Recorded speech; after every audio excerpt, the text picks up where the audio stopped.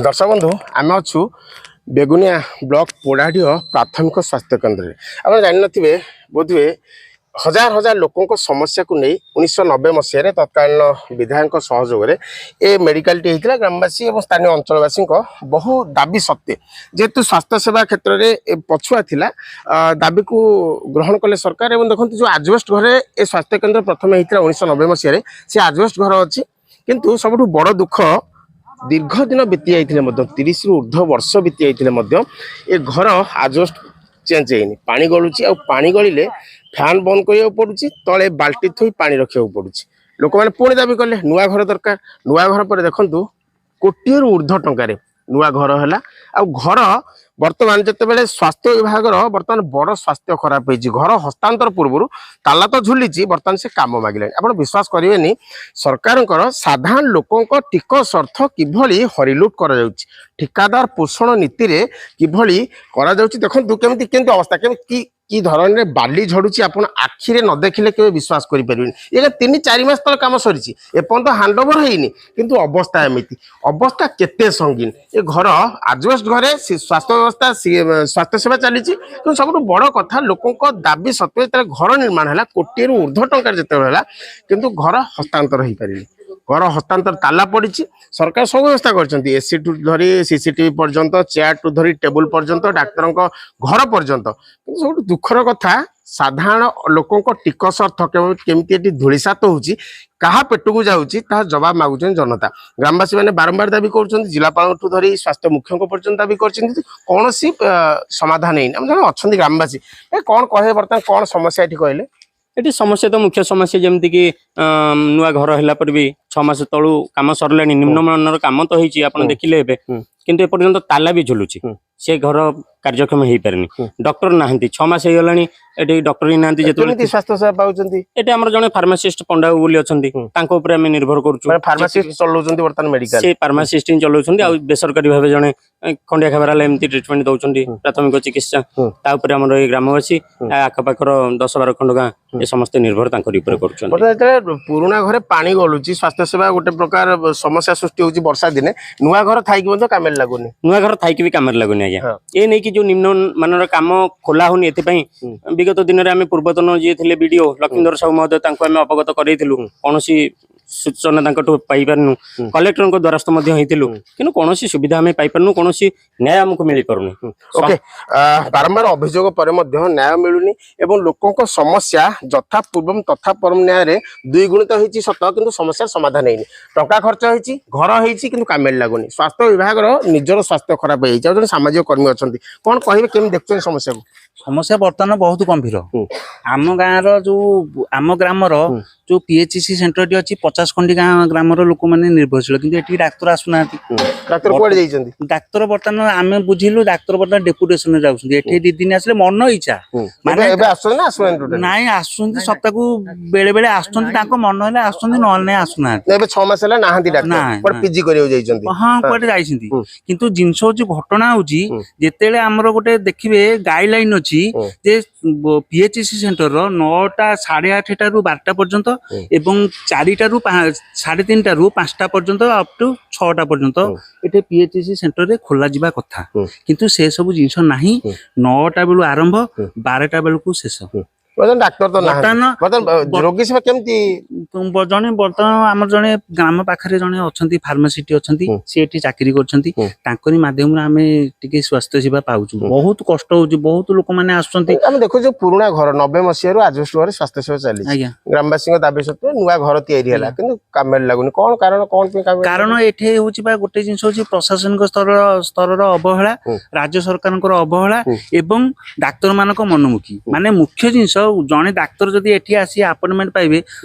रोगी सेवा ऊपर रहिबे तांकू सैलरी मिलिबो किंतु सेठे जदि निज घरे जाई जदि क्लिनिक खोलिबे तांकू बहुत पैसा पकटू आसीबो ना तेनु से स्वास्थ्य सेवाटा गोटे व्यवसाय क्षेत्र रे परिणत हम देखु जो पछोडे बहुत क्वार्टर अछि क्वार्टर 1,00,000 टका रे क्वार्टर निर्माण हेछि किंतु डाक्तर घर भड़ा पाउछन्ती अथवा घर थाई रहू नांती आज्ञा ସେ ମୁଖ୍ୟ କାରଣ ପା ସେ ଏଠି ରହିଲେ କୌଣସି ମାନେ ଗୋଟେ ଲୋକଟେ ଧର ଆସିବ ଟ୍ରିଟମେଣ୍ଟ ହବ, ସିଏ କିଛି ପଇସା ଦବନି। ସିଏ ଯଦି ଏଠି ନ ଆସିକି ନାଁକୁ ଚାକିରି, ସିଏ ସେଠି ଯାଇକି ବର୍ତ୍ତମାନ ଖୋର୍ଦ୍ଧାରେ କି ଭୁବନେଶ୍ୱର ଯୋଉଠି ରହୁଛନ୍ତି ସେଠି କ୍ଲିନିକ କଲେ ଗୋଟେ ରୋଗୀ ପିଛା ସିଏ 300 କି 500 ଟଙ୍କା ପାଇବେ, କିନ୍ତୁ ଏଠି ଆସିବେ କଣ ପାଇଁ? ସେ ଏଠି ବର୍ତ୍ତମାନ ଜିନିଷ ହଉଛି ପ୍ରଶାସନରେ ସେ ହାତ ମେଳା କରିକି ସେ ଏଠିକି ଆସୁନାହାନ୍ତି, ଜାଣି ଶୁଣିକି ଆସୁନାହାନ୍ତି। ଦର୍ଶକ ବନ୍ଧୁ ଯଦି ଦେଖିବା ସ୍ୱାସ୍ଥ୍ୟ ସେବାର ଉନ୍ନତି ପାଇଁ କିଭଳି ଗ୍ରାମାଞ୍ଚଳର ଲୋକମାନେ ଉନ୍ନତ ସ୍ୱାସ୍ଥ୍ୟ ସେବା ପାଇବେ ପାଣି ଭଳି ଟଙ୍କା ଖର୍ଚ୍ଚ କରୁଛନ୍ତି, ମେଡିସିନ ଠୁ ଧରି ଯାବତୀୟ ପ୍ରକାର ସାମଗ୍ରୀ ଏବଂ ପିଏସସି ମାନଙ୍କରେ ମଧ୍ୟ ରକ୍ତ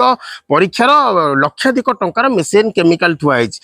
କୋଉଠି ତ ଷ୍ଟାଫ ନାହାନ୍ତି, ବର୍ତ୍ତମାନ ଯାହା ଦେଖୁଛନ୍ତି ଗୋଟିଏ ଭାତ ହାଣ୍ଡିରୁ ଗୋଟିଏ ଚିପିଲା ଭଳି ଏ ଆଜ୍ଞା ଘଟଣା। ଆପଣ ଦେଖିବେ ଅନେକ ପିଏସସି ରେ ଡାକ୍ତରଙ୍କ ଅଭାବ, ଫାର୍ମାସିଷ୍ଟ ମାନଙ୍କ ପାଇଁ ମେଡିକାଲ ଚାଲିଛି, ସ୍ୱାସ୍ଥ୍ୟ ବିଭାଗ ସବୁ ଜାଣି ନିରବ ଦୃଷ୍ଟା, ସବୁ ଜାଣି ଚୁପ୍ ହେଇଯାଇଛି। ବର୍ତ୍ତମାନ ଦେଖନ୍ତୁ କୋଟିଏ ଟଙ୍କା ବିନିଯୋଗରେ ଯୋଉ ଘର ହେଇଛି ତା ଅବସ୍ଥା ଆପଣ ନ ଦେଖିଲେ ବିଶ୍ୱାସ କରିପାରିବେନି, କୋଟିଏରୁ ଉର୍ଦ୍ଧ୍ୱ ଟଙ୍କାରେ ହେଇଛି, କିନ୍ତୁ ବର୍ତ୍ତମାନ ଘର ଖୋଲୁନି। ଆଉ ଯୋଉ ଆଜବେଷ୍ଟସ୍ ଘର ଅଛି ଯୋଉଠି ପୁରୁଣା ମେଡିକାଲ ଥିଲା ସେଠି ପାଣି ବୋହିଲା ଅବସ୍ଥାରେ ଚିକିତ୍ସା ଚାଲୁଛି। ଆପଣ ଭାବି ପାରୁଥିବେ କିଭଳି ବିଚିତ୍ର ସ୍ଥିତି ସ୍ୱାସ୍ଥ୍ୟ ବିଭାଗର ଆମ ରାଜ୍ୟରେ ଚାଲିଛି। ବିଶେଷ କରି ଏ ପୋଢ଼ାଡିହ ସ୍ୱାସ୍ଥ୍ୟ କେନ୍ଦ୍ରକୁ ଦେଖିଲେ ସରକାର କେତେ ଅସହାୟ, ସରକାର ଡାକ୍ତରଙ୍କ ମନମାନି କଥା କୁହନ୍ତୁ କିମ୍ବା ଠିକାଦାର ଯେଭଳି ଭାବେ ଘର କରି ଚାଲି ଯାଇଛି ବା ଘର ହସ୍ତାନ୍ତର କରିନାହିଁ, ଘର ଏପର୍ଯ୍ୟନ୍ତ କାମରେ ଲାଗୁନାହିଁ, ଏ ଟଙ୍କା କୋଟି କୋଟି ଟଙ୍କା ଖର୍ଚ୍ଚ ହେଲେ ଲାଭ କଣ, କଣ ଆବଶ୍ୟକତା ଥିଲା? ଏ କଣ କହିବେ, କାହିଁକି ଏତେ ପଇସା ଖର୍ଚ୍ଚ ହେଲେ ଯଦି କାମରେ ନ ଲାଗୁଛି? ଆଜ୍ଞା କଣ୍ଟ୍ରାକ୍ଟର ପୋଷଣ କରିବା କଥା ଆଉ କଣ କାମ, ଆଉ ଯୋଉ ଲୋକଙ୍କ ସେବାର ନାହିଁ ସେ କାମ ହେଇକି ଲାଭ କଣ? 3-3ଟା କ୍ୱାର୍ଟର ହେଇକି ପଡିଛି, କେହି ଆସୁନାହାନ୍ତି ରହୁନାହାନ୍ତି,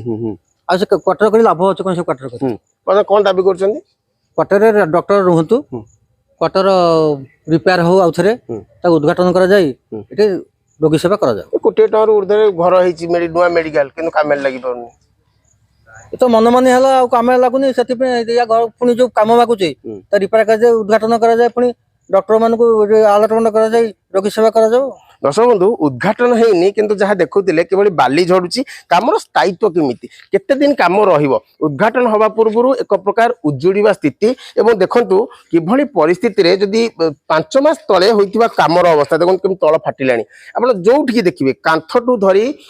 ପୁରା ଇଲେକ୍ଟ୍ରିକ ସିଷ୍ଟମ କଥା କୁହନ୍ତୁ, ଗୋଟେ ପଛପଟକୁ ଯିବେ ଆପଣ ଟିକେ ଦେଖିବେ କିଭଳି ଅବସ୍ଥା ଭିତରେ ଏ ମେଡିକାଲ ରହିଛି। ବିଶେଷ କରି ଯୋଉ ଲକ୍ଷ୍ୟ ଉଦ୍ଦେଶ୍ୟ ନେଇ ସରକାର କୋଟି କୋଟି ଟଙ୍କା ପାଣି ଭଳି ଖର୍ଚ୍ଚ କରୁଛନ୍ତି, ତାହା ବାସ୍ତବିକ ଜନସାଧାରଣ ସେବାରେ ଲାଗୁଛି କି ନାହିଁ? ଦେଖନ୍ତୁ ଏଠି ଗୋଟେ ଏସି ଲାଗିଛି, ଅନେକ ଏସି ଲାଗିଛି, ଏଇ କମ୍ପାନୀର ଲାଗିଛି। ଏ କମ୍ପାନୀ ଆପଣ ଯଦି ଜାଣିଥିବେ ଟିକେ କମେଣ୍ଟ କରି କହିବେ, ଇଏ ଗୋଟେ ନୂଆ କମ୍ପାନୀ, ଆଉ ଏ କମ୍ପାନୀ କି ମଧ୍ୟ ଆଲଟମେଣ୍ଟ କରାଯାଇଛି। ପଇସା ଆଜ୍ଞା ପୁରା ଚିପୁଡ଼ିକି ନିଆଯାଇଛି, କେମିତି ଲୋକଙ୍କୁ ଶୋଷଣ କରାଯିବ, କେମିତି ଦେଖନ୍ତୁ କିଭଳି ଫାଟିଛି। ଆପଣ ବିଶ୍ୱାସ କରିବେନି, 5ରୁ 6 ମାସ ତଳେ ଘର କାମ ଯେତେବେଳେ ସରିଛି ଏପର୍ଯ୍ୟନ୍ତ ହସ୍ତାନ୍ତର ହେଇନି, ଦେଖୁଛନ୍ତି କିଭଳି ଫାଟି ଆଁ କରିଛି। ଆଜ୍ଞା ସବୁଠୁ ଆପଣଙ୍କୁ ବିଚଳିତ କରିବ ଏହାର ଦୃଶ୍ୟ ଦେଖନ୍ତୁ, ଲକ୍ଷାଧିକ ଟଙ୍କା। ଆପଣ ଭାବିପାରୁଥିବେ ଆପଣ ଯଦି ଘର କରୁଛନ୍ତି କେତେ ଟଙ୍କା ଖର୍ଚ୍ଚ କରୁଛନ୍ତି। ଦେଖନ୍ତୁ 2-2ଟା କ୍ୱାର୍ଟର ଡାକ୍ତରଙ୍କ ପାଇଁ ହେଇଛି, କର୍ମଚାରୀଙ୍କ ପାଇଁ ହେଇଛି, କିନ୍ତୁ କେହି ରହୁନାହାନ୍ତି। ଏଇଟା ବି ଆଜ୍ଞା ଉଦ୍ଘାଟନ ହେଇନି। ଆପଣଙ୍କୁ ବିଶ୍ୱାସ ନ ଲାଗିଲେ ମଧ୍ୟ ସତ, ଦେଖନ୍ତୁ ଯେଭଳି ସରୀସୃପଙ୍କ ସତେ ସରକାର ରାଜସ୍ୱ ବା ସରକାର ଲୋକଙ୍କ ଟିକସ ଅର୍ଥକୁ ଯେମିତି ସରୀସୃପ ମାନଙ୍କ ଆଶ୍ରୟସ୍ଥଳ କରିବା ପାଇଁ ଏକ ପ୍ରକାର ଠିକା କରିଛନ୍ତି। ଆମେ ପୂର୍ବରୁ ଦେଖାଇଥିଲୁ ତାଳତୁମ ମେଡିକାଲର କଥା, କଣ୍ଟାବାଡ଼ର କଥା ଏବଂ ଅନେକ ସ୍ଥାନରେ ଏମିତି ଲକ୍ଷାଧିକ ଟଙ୍କା ବ୍ୟୟରେ କ୍ୱାର୍ଟର ହେଇଛି। ଲକ୍ଷ ତ କୋଟି ଟଙ୍କା ପାଖାପାଖି ହବ ଯେତିକି ଆସେସମେଣ୍ଟ ଅଛି, କିନ୍ତୁ ବାସ୍ତବରେ କାହା ଉଦ୍ଦେଶ୍ୟରେ ହେଇଛି, କାହା ପାଇଁ ହେଇଛି, ଯଦି ହେଇଛି ଏତେ କାହିଁ କାମରେ ଲାଗୁନି? ସରକାର ଏତେ ଅସହାୟ ହେଇ ପଡ଼ିଲେ ଯେ କେମିତି କୋଟି କୋଟି ଟଙ୍କା ଖର୍ଚ୍ଚ କରିକି କେମିତି ଭୁଲି ଯାଉଛନ୍ତି ତାକୁ, କୋଉଠି ରହିଛି ତ୍ରୁଟି? ଏବଂ ଏ ଯୋଉ ଅର୍ଥ ଖର୍ଚ୍ଚ ହଉଛି ଆଗୁଆ ବ୍ୟବସ୍ଥା ନ କରି ଯଦି ଖର୍ଚ୍ଚ କ୍ୱାର୍ଟର ନିର୍ମାଣ ହଉଛି, କାହିଁକି ଡାକ୍ତର ବା କର୍ମଚାରୀଙ୍କୁ ଏଠି ନ ରହିବାକୁ କୁହାଯାଉଛି? କାହିଁକି ସେମାନେ ରହୁନାହାନ୍ତି? ଯଦି ରହୁନାହାନ୍ତି ତାଙ୍କୁ ତାଙ୍କର ଯାହା ଦରମାରେ ଆଲଟମେଣ୍ଟ ଥିବ ଘର ଭଡ଼ା ମଧ୍ୟ ପାଉଛନ୍ତି, ଘର ଭଡ଼ା ପାଉଛନ୍ତି, ଏପଟେ ସରକାର ଲକ୍ଷାଧିକ ଟଙ୍କା ବ୍ୟୟରେ ଘର ନିର୍ମାଣ କରି ଭୂତ କୋଠି ପାଲଟୁଛନ୍ତି। ଏମିତି ଅନେକ ସ୍ଥାନର ଅବସ୍ଥା ଯଦି ଦେଖିବା, ଇଏ ଭାତ ହାଣ୍ଡିରୁ ଗୋଟିଏ ଚିପିଲା ଭଳି। ଆଉ ଦେଖନ୍ତୁ ଆଉ ଗୋଟେ ଆପଣଙ୍କୁ ଆଶ୍ଚର୍ଯ୍ୟ କରିବ, ଏ ମେଡିକାଲ ପଛପଟକୁ ଆସିଲା ବେଳକୁ ପ୍ରତି କାମର ଫଳକ ଅଛି, କିନ୍ତୁ ଏ ଯୋଉ କୋଟି ଟଙ୍କାର ବିଲ୍ଡିଂ ତାର କୌଣସି ଫଳକ ନାହିଁ। ଇଏ ତାର ପାରିପାର୍ଶ୍ୱିକ ଅବସ୍ଥା ଦେଖନ୍ତୁ, ପଛପଟେ ଫଳକ ପାଇଁ ସ୍ୱତନ୍ତ୍ର ହଜାର ହଜାର ଟଙ୍କା ବ୍ୟୟ କରୁଛନ୍ତି ସରକାର, ତା ପାଇଁ ସ୍ୱତନ୍ତ୍ର ନୀତି ନିୟମ ଅଛି। କାଳେ କିଏ ଦେଖିଦବ, ଆଗପଟେ କୌଣସି ଫଳକ ନାହିଁ। ବର୍ତ୍ତମାନ ଦେଖନ୍ତୁ ମେଡିକାଲର ପଛପଟେ ଫଳକ ଲାଗିଛି, ପୁଣି କୋଉଠି ଲାଗିଛି? ସେ ମେଡିକାଲ କାନ୍ଥରେ ଲାଗିଛି। ଆପଣ ବିଶ୍ୱାସ କରିବେନି, ପ୍ରାୟ 15-20 ଲକ୍ଷ ଟଙ୍କାର ଫଳକ ଏମିତି କାନ୍ଥରେ ଅଙ୍କା ହେଇଯାଇଛି। ଆଉ ଏଠି ଦୁର୍ନୀତି ନ ହେଇଛି ବୋଲି ଆପଣ ଭାବିବେ କେମିତି? ଯେତେବେଳେ ଏତେ ଜିନିଷ ସାଧାରଣ ଲୋକଙ୍କୁ ଲୁଚା ଯାଉଛି, ସାଧାରଣ ଲୋକ ଯେତେବେଳେ ଅନ୍ଧାରେ ରଖି ଏମିତି କାମ ହଉଛି, ଏ ମେଡିକାଲରେ କାମ केते उन्नत मान होइथिबो आपण भाई पारुथिबे। ये जहाँ टिके पूर्व कहउथली राज्य सरकार जिला प्रशासन माननीय स्वास्थ्य मंत्री माननीय मुख्यमंत्री को अनुरोध करूछु केवल भुवनेश्वर कटक बा बड़ बड़ मेडिकल ले आपण सब सुविधा जोगई देला हबनी ग्रामांचल मध्ये जोगई से आपण धन्यवाद पात्र किंतु ताकू परिचालना करिया पई तार सेवा किभली लोक माने पाइबो ताकू धरिया पई ताकू तदारक करिया पई जो कर्मचारी की रखिसंती बहुत से माने सबु जानी लाहिरे तेल पकई सुइसंती आपण से माने टिके कसरत करवा आरंभ करंतु आ जो स्वास्थ्य विभाग मेरुदंड होची आम समाज रो शिक्षा स्वास्थ्य जोटा को मेरुदंड बोली कहती तार किभली उन्नति हो पार जी टंका खर्च होची वास्तव से टंका केमिति काम लगी पार ता उपरे दृष्टि दियंतु। ये सीएचसी पीएचसी सेंटर अच्छी बेगुनिया ब्लॉक रे हो गोलबट ब्लॉक रे हो ये भली विपन्न अवस्था अच्छी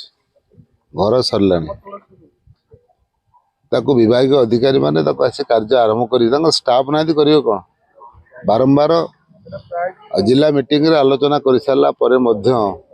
आज ये अवस्था अच्छी तो आपण मानक धन्यवाद देवी आज ये बाबद प्रश्न करुछंती सीडीएम जानतु जिलापाल जानतु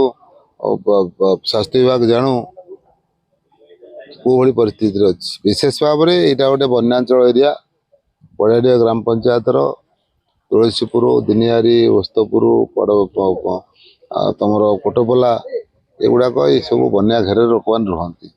जदि एठार स्वास्थ्य केन्द्र अवस्था यह जदि ये चली थाए सरकार केमती चलती तुम जानते